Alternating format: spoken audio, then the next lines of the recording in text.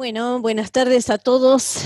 Gracias, amigos, por participar de nuevo de este ciclo de seminarios de ILIADO, una forma de hacer divulgación de la ciencia y de dar a conocer los avances en el ámbito científico a través de los trabajos que hacen los integrantes de ILIADO, becarios, investigadores, personal de apoyo, ya sea a través de una beca, de una tesis doctoral, de una tesina de grado, de diferentes tipos de proyectos, tanto nacionales como internacionales también. Hoy está con nosotros la doctora María Belén Alfonso, que nos va a hablar sobre los microplásticos en el agua, presencia, características y desafíos. La doctora María Belén Alfonso es becaria postdoctoral del CONICET, forma parte del Instituto Argentino de Oceanografía desde el año 2013. Estudió en la Universidad Nacional del Sur la licenciatura y el doctorado en biología. Su trabajo de investigación se basa en la ecología de lagos y lagunas de la Argentina, particularmente sobre los efectos de la variabilidad climática y las actividades antrópicas en las comunidades zooplanctónicas y la presencia de contaminantes persistentes. Ha formado parte de 9 proyectos de investigación, de los cuales ha publicado 10 artículos en revistas científicas, 2 capítulos de libro y numerosas presentaciones en congresos y charlas de divulgación. Además, es parte de la Red Científica Internacional GLEON, que se dedica al estudio de los lagos alrededor del mundo. El año próximo estará realizando una pasantía en la Universidad Kyushu en Japón para continuar especializándose en el estudio de los microplásticos. Antes de darle la palabra a Belén, les comentamos que dentro de 15 días tenemos otra charla a cargo del doctor Gerardo Perillo, que nos va a hablar sobre las depresiones de marea en humedales, una nueva visión sobre una vieja geoforma. Después, sobre el final de la charla, vamos a repetirlo de nuevo. Yo ahora voy a proceder a silenciar a los que no están silenciados todavía, ¿sí? Va a quedar silenciada también Belén y ella se va a convocar para empezar con la charla.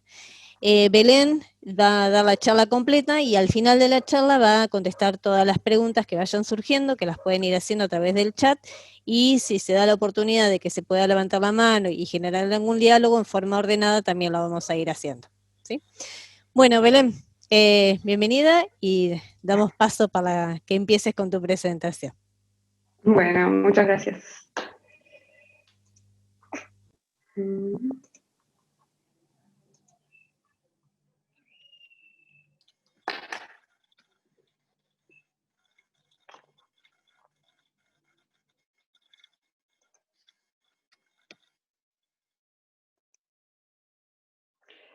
Bueno, buenas tardes a todos. Desde ya quiero agradecerle al Instituto la oportunidad de presentarles un poco del trabajo que vengo realizando junto con mis directores, la doctora María Silvia Piccolo y el doctor Andrés Arias, en lo que es la contaminación por microplásticos en agua. Principalmente lo que yo trabajo es en aguas continentales, que es lo que involucra lagos, ríos y lagunas, pero gran parte de mi grupo de trabajo también hace estudios de contaminación por microplásticos en el mar y en el estuario, así que también les voy a contar un poquito de eso. Bueno, esta charla se titula Microplásticos en el agua, presencia, características y desafíos. Lo que vamos a ir viendo a lo largo de la charla es qué son y cómo se clasifican los microplásticos, cuáles son las principales fuentes de contaminación, cuáles son las principales vías de dispersión, y después les voy a contar un poco de estos trabajos que estuvimos realizando en microplásticos en lagos de Argentina y también en el mar por parte del grupo de trabajo, y cerramos hablando de los desafíos que nos quedan por delante. Bueno, como bien sabe la mayoría, la contaminación por plásticos se está convirtiendo en un tema central debido a la elevada tasa de producción, consumo y consumo que tienen, lo cual hace que los plásticos estén presentes en la mayor parte de los ambientes. Esto es en el aire, en el suelo, y gran parte de ellos terminan en el agua, donde son consumidos por una gran parte de los organismos. Una vez que ingresan en los sistemas acuáticos, se degradan en plásticos mucho más pequeños y así van entrando en lo que conocemos como las cadenas tróficas. La producción de plásticos a nivel mundial desde su comienzo ha crecido de manera vertiginosa, registrándose en el año 2018 una producción mayor a 360 millones de toneladas de plástico a nivel mundial, lo cual es un montón. El problema con el plástico es que al ser un producto tan versátil, se encuentra en una infinidad de productos que usamos en nuestro día a día. Entonces, lo que tenemos que tener en claro es entender que estos productos van a permanecer en el ambiente durante mucho tiempo, desde 6 meses, que es lo que le lleva a un globo de cumpleaños degradarse, hasta más de 500 años, que es el tiempo que le lleva a una botella de una bebida. Para que se den una idea, hay tantos residuos plásticos en el mundo que podrían cubrir un país como Argentina. Entonces, toda esta contaminación plástica se desconoce de contaminantes de origen plástico que se encuentran en nuestros cursos de agua y en el mar, pero algunos trabajos estiman que están por encima de las 270.000 toneladas, esto sin contar los plásticos que se encuentran en los fondos oceánicos o en las costas, o sea que su número puede ser incluso muchísimo mayor. Pero es muy difícil de estimar en la práctica, ¿no? Desde los años 60 que la comunidad científica viene advirtiendo sobre los efectos negativos que tienen los plásticos sobre los organismos, ya sea que les produzcan asfixia, que queden atrapados en las redes de pescas o que los consuman por alimentos y terminen llenando su estómago de plásticos. Pero en los últimos años el foco se estuvo corriendo hacia lo que es la investigación por microplásticos. Los microplásticos son partículas sólidas de polímeros sintéticos que tienen un tamaño menor a los 5 milímetros. ¿Y por qué son tan importantes estas partículas tan pequeñas? Es porque al ser tan pequeñas pueden ser ingeridas por una cantidad mucho mayor de organismos. Esto es desde organismos planctónicos muy pequeños hasta invertebrados, peces, aves. Entonces el impacto del problema se aumenta a la escala, ¿no?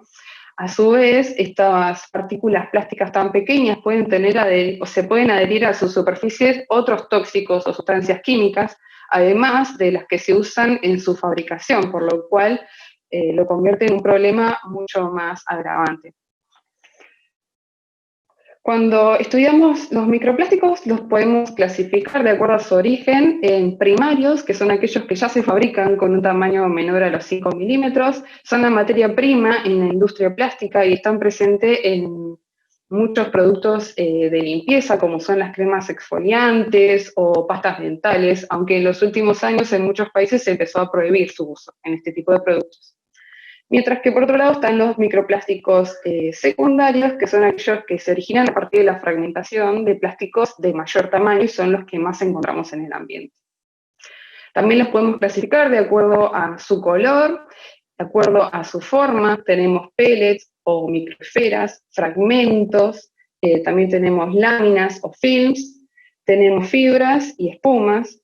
También los podemos clasificar de acuerdo a su composición en polietilenos de alta densidad, de baja densidad, polipropileno, poliestireno, entre otros.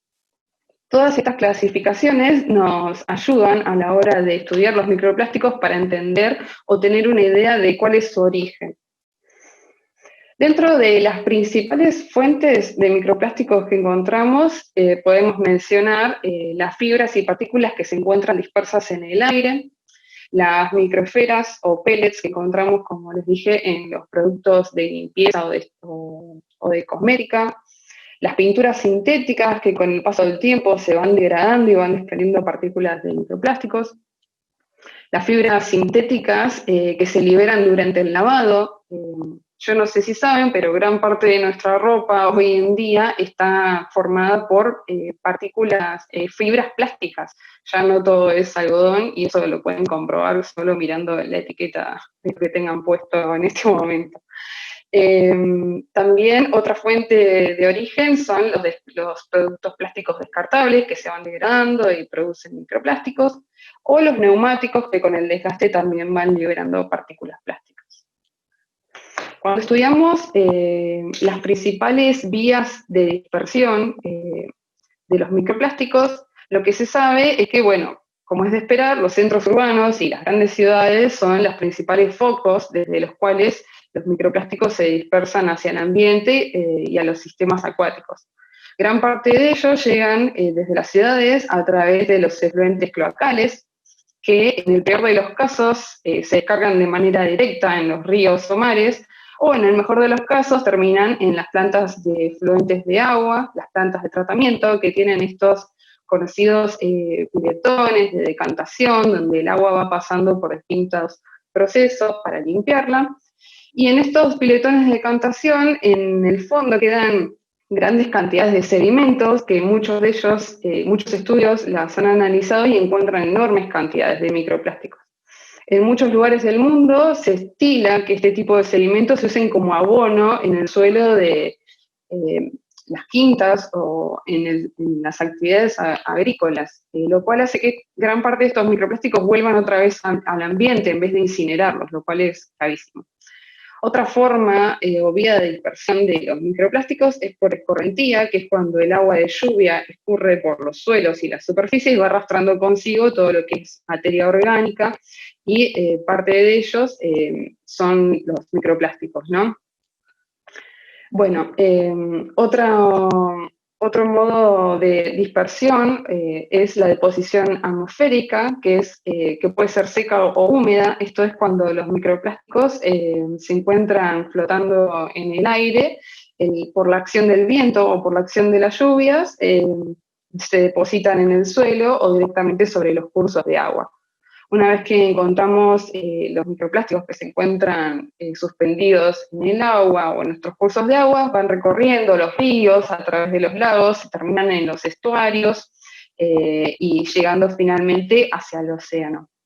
Entonces, a lo largo de todo este recorrido, desde sus fuentes de emisión, los microplásticos interactúan con una gran cantidad de ambientes de distintas características y también con una gran cantidad de variables ambientales, como puede ser el viento, las lluvias, la salinidad del agua donde se encuentran. Y esto hace que el estudio de la dispersión y las principales vías sea un tema complejo para abordar, porque tiene muchísimas aristas. Bueno, acá les presento un poco la gente que forma parte de nuestro grupo de trabajo, los que estamos en el tema de la contaminación por microplásticos. Es un grupo grande e interdisciplinario, del cual forman parte desde ingenieros, biólogos, químicos y geógrafos, porque ya que este tema es súper complejo, necesitamos muchas disciplinas para abordarlo. Voy a empezar a comentarles un poco sobre el trabajo que estuve realizando en Lagos de Argentina. El primer trabajo que realizamos fue en la laguna de la Salada de Pedro Luro, que se encuentra al sur de la provincia de Buenos Aires. Esta laguna es muy característica, es una de las lagunas más salinas de la región, es una laguna poco profunda, que tiene un manejo hídrico importante, ya que esta zona, si ustedes saben, tiene un sistema de canalización que se hizo a partir del agua del río Colorado para usarla como riego, ¿no? Y uno de estos canales termina desembocando en la laguna de la Salada. La corporación Corfo lo que hace es manejar el nivel, la cantidad de agua que entra en la laguna de acuerdo a la necesidad y a la disponibilidad. Entonces, lo que quisimos hacer nosotros es evaluar qué impacto tenía este manejo hídrico en la presencia de microplásticos en la laguna. Lo que hicimos fue tomar muestras de agua con una red de plancton, como la que ven acá en la foto, que es una red cónica con un poro muy, muy chiquito, que es de unos 47 micrómetros.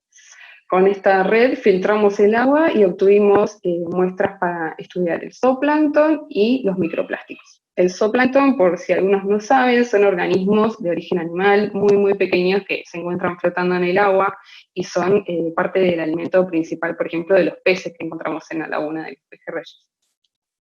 Lo que hicimos fue tomar muestras tanto en el canal que desemboca en la laguna, como en la laguna en sí, en donde desembocaba el canal. Una vez que tuvimos estas muestras, las llevamos al laboratorio, las concentramos mediante filtración para obtener todos los microplásticos en un filtrito que observamos bajo lupa. Lo que encontramos es que todas las muestras de agua tenían microplásticos. lo que predominaban eran las fibras de color negro y de menos de 1 milímetro. Las concentraciones máximas en la laguna se encontraron en el mes de verano, en el muestreo de verano, alcanzando 180 microplásticos por metro cúbico, que es similar a 18 microplásticos por litro, mientras que en el canal el máximo se encontró en primavera con 140 microplásticos por metro cúbico. Estos valores, si los comparamos con otros lagos a nivel mundial y en otros lagos del mundo, son bastante altos. Después, cuando comparamos el tamaño de los microplásticos que encontrábamos con el tamaño de la comunidad zooplanctónica, vimos que eran muy similares. Por lo cual, los microplásticos que encontramos en esta laguna son un potencial riesgo tanto para el zooplancton como para los peces. Otra cosa que pudimos ver fue la relación de las lluvias con la concentración de microplásticos que encontrábamos. Lo que vimos fue, particularmente en el muestreo de verano, que lo realizamos luego de la semana anterior, habían llovido en un solo día 115 milímetros, y lo que vimos fue que las concentraciones en la laguna fueron muchísimo más altas que en el canal. Y esto nos da una idea de cómo la lluvia arrastra estos microplásticos que van a llegar a través del canal y se concentran en la laguna, pero no se concentran en el canal, ¿no? Claramente. Bueno, otro trabajo que también se publicó este año es un trabajo donde evaluamos la presencia de microplásticos en 9 lagos en la Patagonia. Lo que hicimos fue estudiar 9 lagos, 7 de los cuales eran andinos, es decir, que se encuentran más sobre la cordillera, mientras que 2 de ellos eran extraandinos. Estos lagos diferían entre sí, ya sea en lo que eran las profundidades que presentaban, el área que tenían, la posición, si estaban en las nacientes o más hacia el final de la cuenca. También variaban en las poblaciones que tenían cercanos y el número de habitantes. Todas estas variables las tuvimos en cuenta a la hora de evaluar la presencia de microplásticos. Lo que hicimos, la metodología fue similar, también con una red de plancton, tomamos las muestras entrando el agua, las muestras se tomaron en diciembre del 2018. Estas las analizamos bajo lupa y lo que agregamos esta vez fue revisar la caracterización química mediante microscopía Raman, gracias a la colaboración de gente de Mar del Plata del Instituto INTEMA. Lo que encontramos fue también que había microplásticos en todas las muestras de agua, que predominaban las fibras de color azul, también de un tamaño muy pequeño, menos a 1 milímetro, entre las cuales predominaban la categoría entre 0,2 a 0,4 milímetros, muy chiquitos. Y las concentraciones fueron mucho más bajas que en la salada, la concentración promedio fue 0,9 microplásticos por metro cúbico. Cuando hicimos la caracterización química, encontramos que la mayor parte de los microplásticos estaban compuestos por PET y por una coloración que se llama azul índigo, que es típica, se usa mucho en la industria textil. Entonces, eso sumado a que la mayoría eran fibras, nos da un indicio de dónde viene la contaminación en estos lagos, ¿no? También cuando evaluamos el resto de las variables, como la precipitación, el área de los lagos, la profundidad media y las poblaciones, lo que encontramos es que las mayores concentraciones de microplásticos las encontramos en aquellos lagos que estaban cerca de centros urbanos, que eran poco profundos, y eran mayores en aquellos lagos que estaban ubicados hacia el final de la cuenca, es decir, que iban concentrando todo lo que llegaba desde el río. Como fuentes, podemos estimar que las principales fuentes de contaminación por microplásticos en estos lagos son las actividades turísticas, las actividades pesqueras, comerciales y deportivas, también pueden llegar por deposición atmosférica, como les mostraba hoy, o por efecto de las lluvias. Bueno, ahora, ¿cómo relacionamos la presencia de microplásticos en el continente con lo que es el estudio de microplásticos en los océanos? Un estudio estimó por continente cuál era el porcentaje de estudios de microplásticos en los océanos, en color azul, versus el porcentaje de contribución de plásticos desde el continente hacia los océanos. Lo que se puede ver claramente en esta figura es que Asia es el mayor contribuyente de contaminación plástica hacia los océanos. y tienen un número moderado de estudios, mientras que Europa tiene una gran cantidad de estudios en lo que es materia de microplásticos, pero su aporte es muy chico. Esto claramente está relacionado también a lo que es la superficie de cada continente, ¿no? Mientras que en América Latina hay una contribución de plásticos hacia los océanos del solo el 4,8% y el porcentaje de estudios es del 7%. Pero bueno, seguimos avanzando en ese tema, ¿no? Queda mucho trabajo por hacer. Ahora, esto si lo comparamos en relación a lo que es la distribución de la producción global de plásticos, tiene sentido, ya que el 50% del plástico a nivel mundial se produce en Asia. Y en América Latina solo el 4%. Ahora les voy a contar un poco de lo que es el estudio, los trabajos que realizaron nuestro grupo de trabajo, lo que es la contaminación por microplásticos en el mar. El primer trabajo se publicó en el año 2019, lo escribió el doctor Andrés Arias, y lo que hicieron fue estudiar la presencia de microplásticos en corvinas rubias del estuario de Bahía Blanca. Lo que se encontró fue que todos los ejemplares tenían microplásticos en su contenido intestinal. Las concentraciones fueron variadas, desde 3 partículas por individuo hasta un máximo de 28 partículas por individuo. Lo que se encontró es que la mayor parte de ellas eran fibras de menos de 1 milímetro, lo cual coincide con lo que encontramos en los lagos y lagunas del continente, ¿no? Otro estudio lo que hizo fue, lo escribió la doctora Ana Carolina Ronda, lo que hicieron en este trabajo fue evaluar la presencia de microfibras en sedimentos marinos y en agua de mar de la plataforma continental marina, que incluye un área protegida.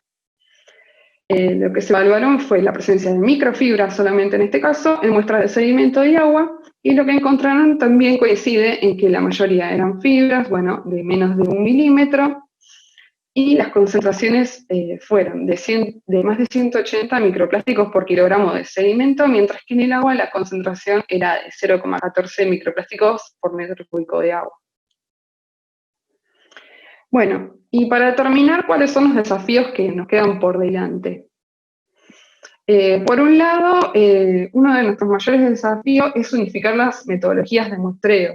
Cuando nosotros queremos comparar los resultados de nuestras investigaciones con otros trabajos a nivel mundial, lo que encontramos es que hay una gran diversidad en lo que es el tipo de muestreo, cómo se hace, qué volumen de agua se filtra, qué tipos de redes se usan, en qué unidades se expresan los resultados. Entonces, esta gran diversificación lo que hace es dificultar el tema de comparar nuestros resultados y sacar conclusiones al respecto. Entonces, uno de los mayores desafíos es lograr unificar esto de las metodologías de estudio.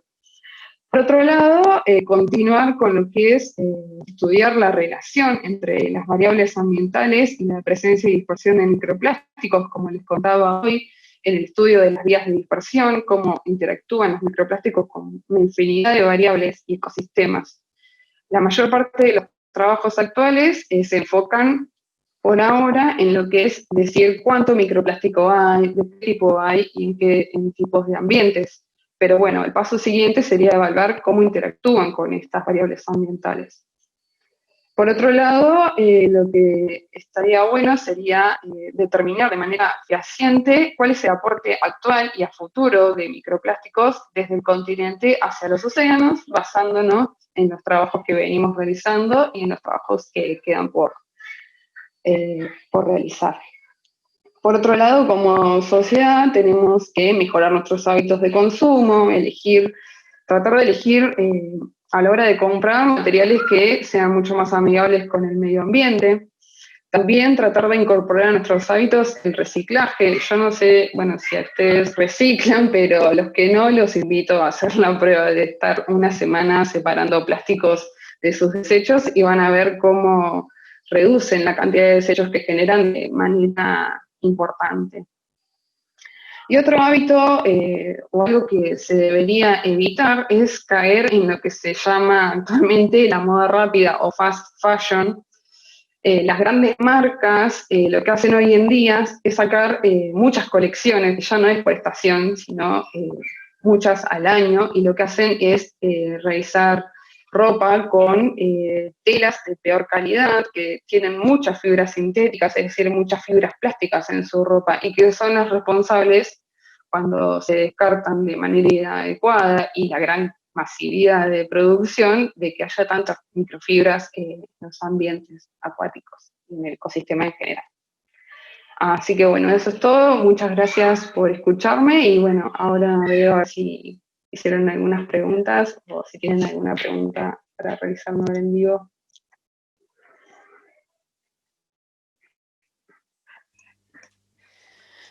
Bueno, Belén, muchísimas gracias. Excelente la exposición, re interesante, súper interesante, tanto desde el ambiente terrestre como desde el ambiente marino, en ambos ámbitos. Bueno, como dijo Belén, están invitados, ya sea que quieran hacer pregunta directamente en el chat o levantan la mano, abren el micrófono y bueno, Belén dará respuesta a las diferentes inquietudes. Yo te voy a hacer la primera pregunta, Belén. Sí. Vos hablaste de algo que me ha llamado la atención justamente a través de la docencia, la gran dispersión que hay en las metodologías, en el análisis, ¿no? Lo último que vos estabas mencionando. ¿Hay alguna Sí. metodología o están viendo ustedes, vos, el grupo, alguna en particular que sea más eficiente que otra? ¿O dos metodologías? ¿Qué es lo que se ve? Lo que es el estudio de microplásticos en agua, lo que se hizo en esta temática nueva es medio adoptar un poco lo que se hacía en la metodología del estudio del plancton, ¿no? Por ejemplo, en el caso de las lagunas, siempre las redes que se usan de plancton tienen tamaños de poro mucho más chicos, por ejemplo, que la que se suele usar en mar.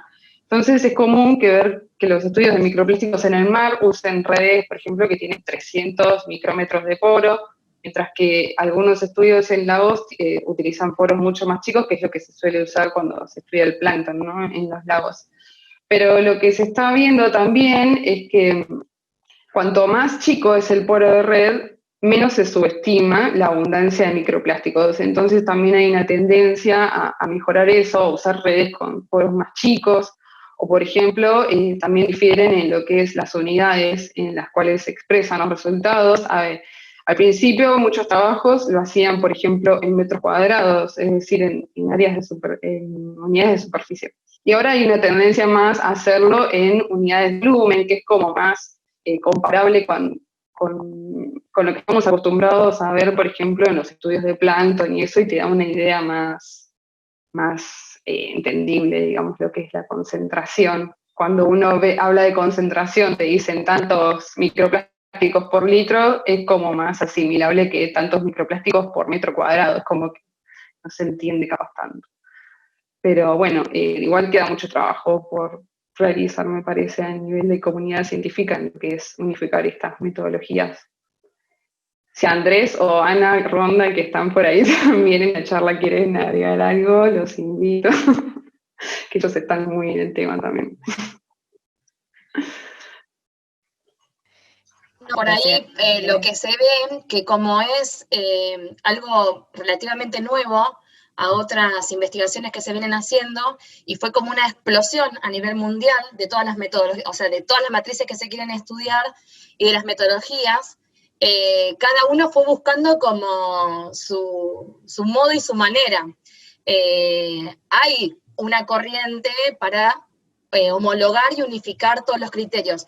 Más que nada también lo que tiene que ver con la expresión de los resultados, porque es muy difícil comparar y ver a nivel global cómo se largan, ¿no?, estos plásticos, estos microplásticos al ambiente, porque no se pueden comparar con otros lugares cuando las unidades son diferentes. Cuando es sedimento, por ejemplo, algunos lo hacen por metro cuadrado, otros lo hacen por kilogramo, otros lo hacen por metros. Entonces es muy difícil comparar.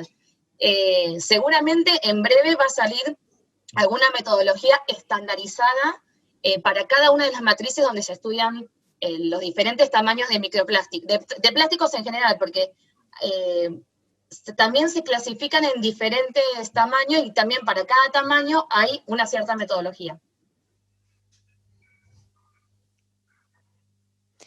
Bien, gracias, Ana. Bueno, Belén, estarás viendo que tenés un montón de felicitaciones en el chat. Sí, Sí, muy bien, muchas Belén, gracias a felicitaciones, todos, Belén, son súper excelente, amables. Belén. Así que bueno. Em, hay, hay una pregunta de Javier Fernández Ahí que estoy leyendo. dice, ¿sí? ¿La estás leyendo? Bien. Si Sí, querés. ¿qué consejos generales nos das para iniciar estudios de este tipo en cuerpos de agua en el interior del país? Bueno, dependiendo de qué tipo de cuerpo de agua estemos hablando, si son ríos, si son lagos, lo que les podría recomendar o consejos generales es, bueno, arrancar leyendo mucha literatura de lo que haya hoy en día, como para ver qué se adapta mejor al sistema que quieran estudiar, ¿no? Y después, otro consejo general, no, bueno, eso, que lean mucho, que se interioricen y bueno, cualquier pregunta que tengan sobre la metodología, ni hablar que nos pueden consultar a nosotros, a cualquier miembro del grupo para que los asesoremos en el tema, ¿no? Ni hablar. Y que no desistan porque resulta bastante complicado cuando uno se pone en la lupa a analizar los microplásticos, es como que se te confunde mucho con las partículas de arena y a veces uno se enloquece un poco, pero es paciencia y un par de horas y con el tiempo uno va afinando el ojo y te vas dando cuenta ya empezando a distinguir de mejor manera, digamos.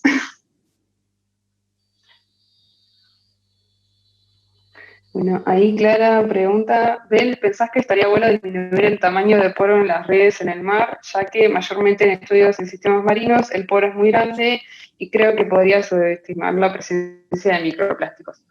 Sí, yo lo que opino es que está bueno en la medida que se pueda, porque el tema de disminuir el poro del tamaño, el tamaño de poro de la red también lo que hace es que o sea, las redes como es, se colmatan, se llenan y no filtran más. Entonces tampoco, si es un sistema muy productivo, tampoco se puede usar un tamaño de poro muy chico porque podrían filtrar un poco volumen de agua. Entonces hay que buscar como un equilibrio entre el menor tamaño de poro posible y que la red no se llene de manera rápida, digamos, que nos permita filtrar un volumen importante de agua para no subestimar. Pero sí, hay estudios en mar que están también usando tamaños de poro más chicos, pero bueno, la mayoría todavía no. ¿Qué más? Dice, no solo que se subestimen los microplásticos, sino la interacción de los plásticos con las comunidades más chicas, microzooplancton. Claro.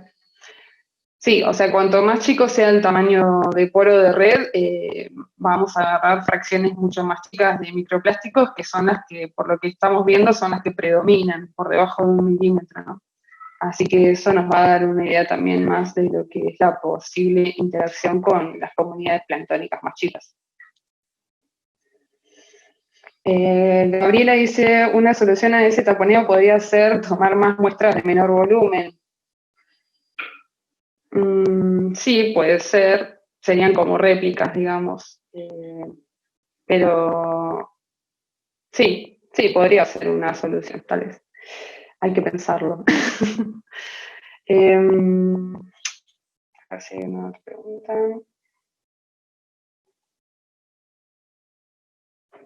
¿Hasta qué diámetro se habla de microplásticos? Microplásticos es todo lo que está por debajo de 5 milímetros y el límite menor es cuando ya llegamos a la escala de nanómetros, que hablamos de nanoplásticos.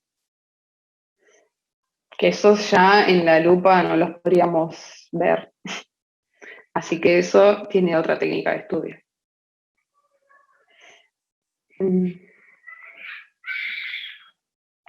Marta Honorato dice, ¿qué se puede hacer para disminuir la cantidad de microplásticos en la laguna? Marta, yo la conozco, es de la comunidad de la laguna de la Sala de Pedro Luro. Bueno, lo que nosotros, de acuerdo a ese estudio, lo que pudimos ver es que las posibles fuentes de microplásticos en la laguna eran las actividades turísticas o las actividades también de pesca deportiva que se dan en el lugar. Y también cerca de la laguna, lamentablemente, hay un basurero que es a cielo abierto y que gran parte de los desechos que se encuentran ahí podrían estar llegando a la laguna. Estaría bueno que ese basurero se trate de limitar, ¿no?, la posible salida de basura desde ese lugar.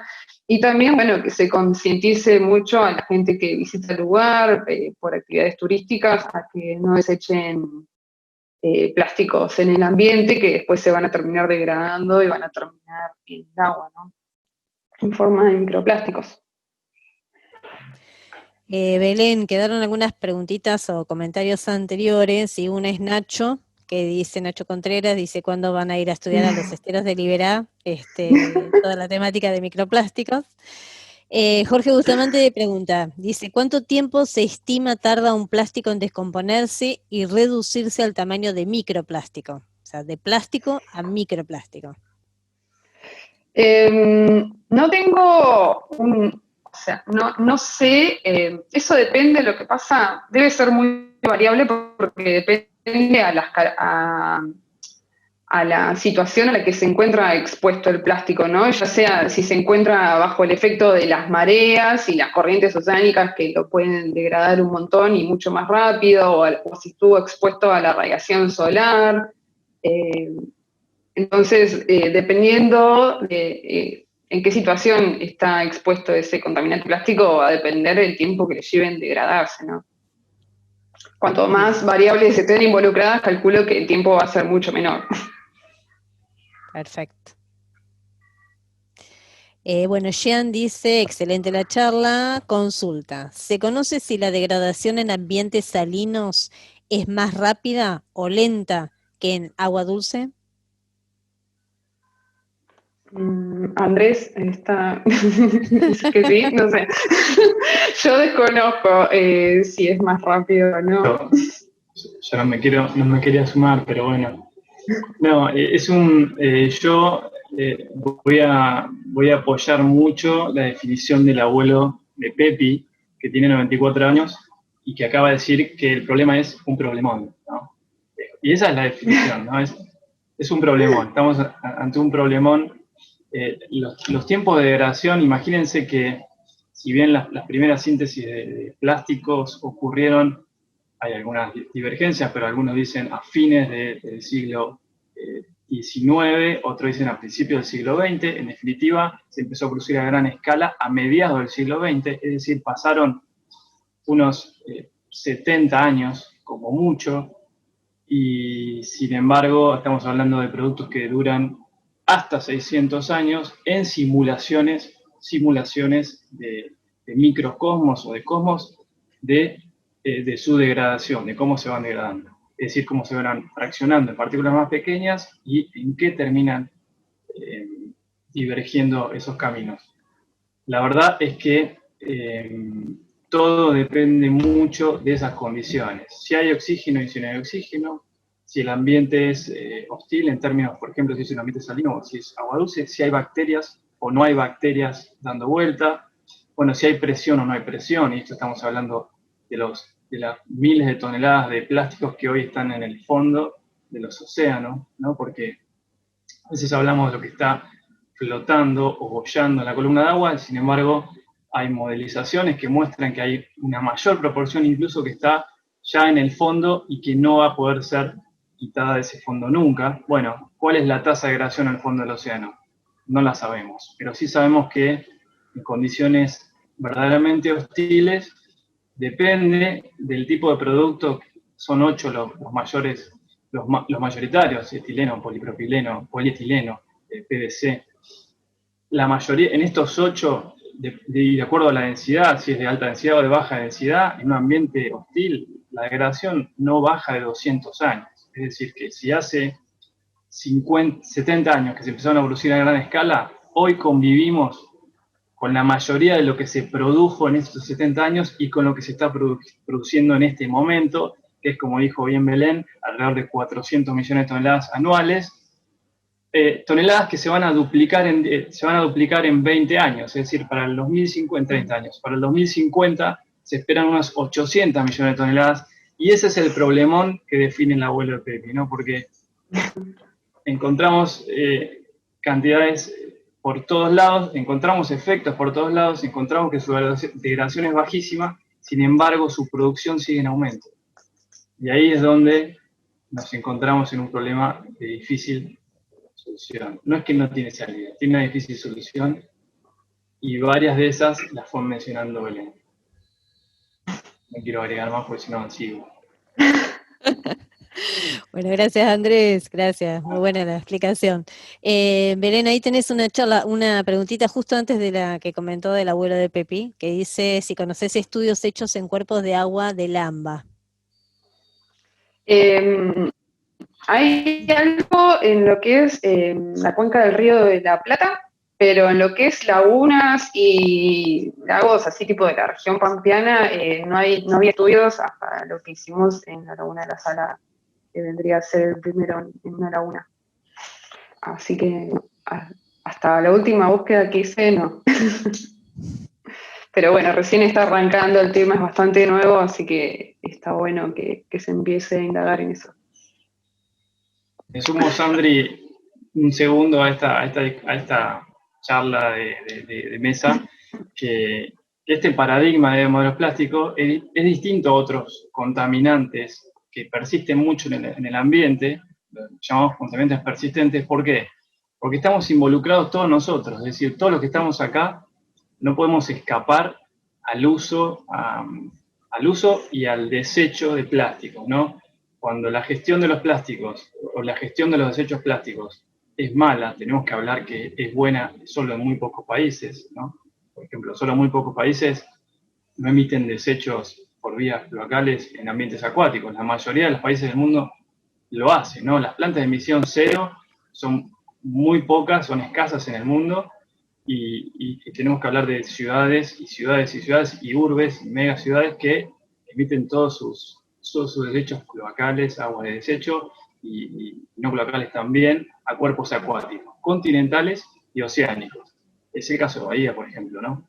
Entonces, este paradigma no nos es ajeno, porque convivimos con este elemento, nos ha hecho la vida más fácil, no sé, es un elemento de todos los días, y al mismo tiempo se nos presenta como una amenaza, ¿no? Así que bueno, que es distinto a veces cuando hablamos de, bueno, compuestos tóxicos del agro, compuestos tóxicos de las industrias, bueno, son las industrias, bueno, es el agro, bueno, pero acá el problema es que es el consumo a nivel global en la vida cotidiana de todos nosotros, ¿no? Bueno, ahí nos dispara una pregunta, y que capaz que estaría bueno irnos con esta pregunta, que es: ¿cuál es nuestra relación con el ambiente y cuál es nuestra relación con los plásticos, ¿no?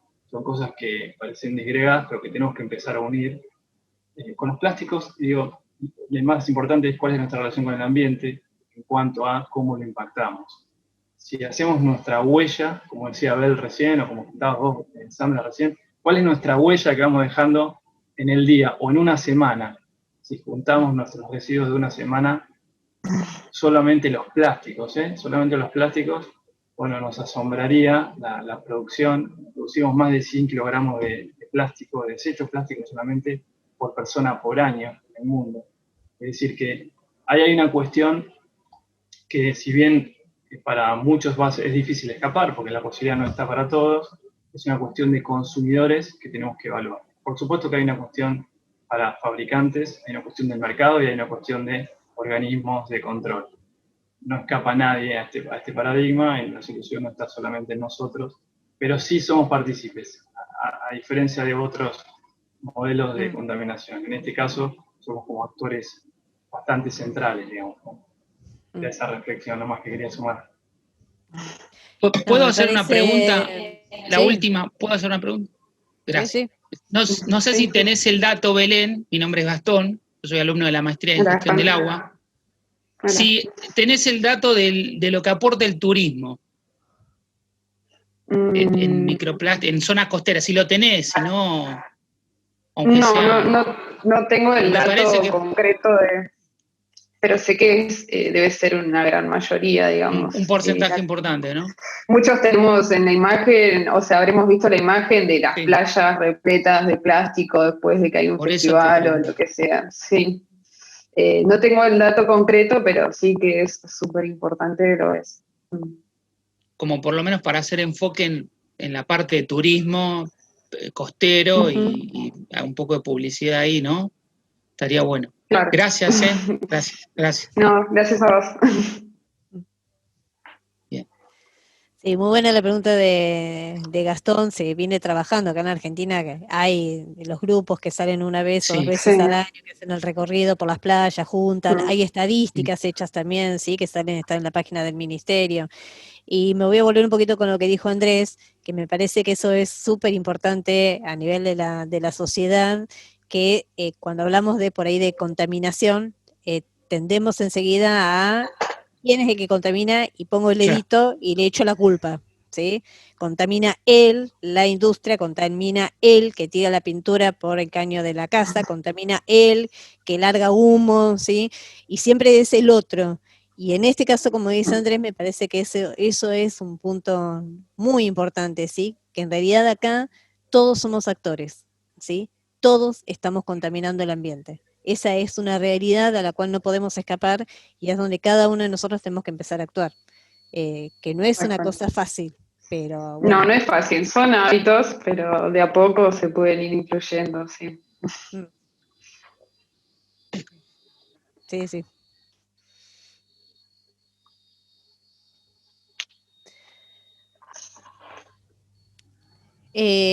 Ahí, mira, hay una nueva preguntita, Belén. Te está preguntando Magalí, ¿qué estudios vas a ir a hacer en Japón?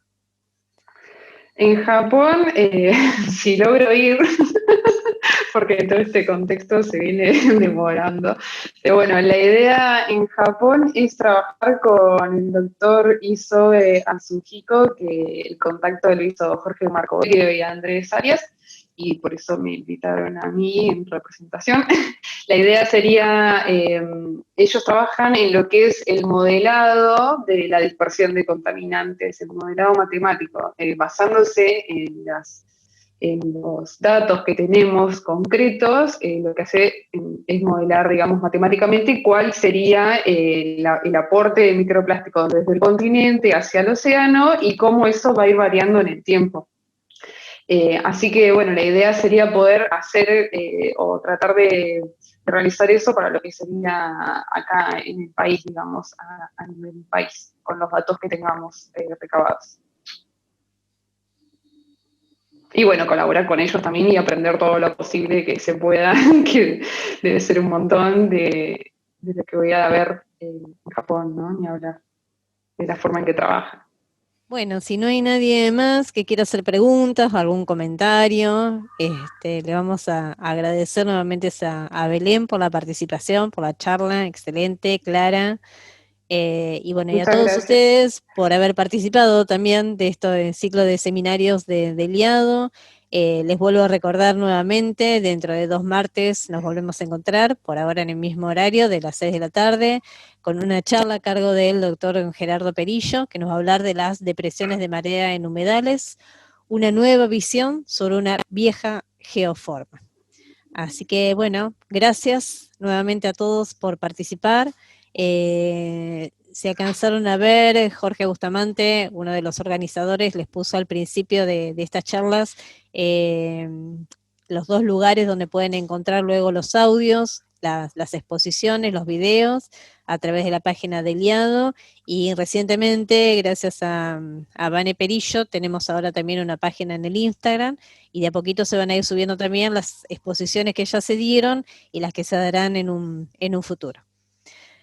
Bueno, muchas gracias de nuevo por la invitación y a todos por las felicitaciones y los saludos.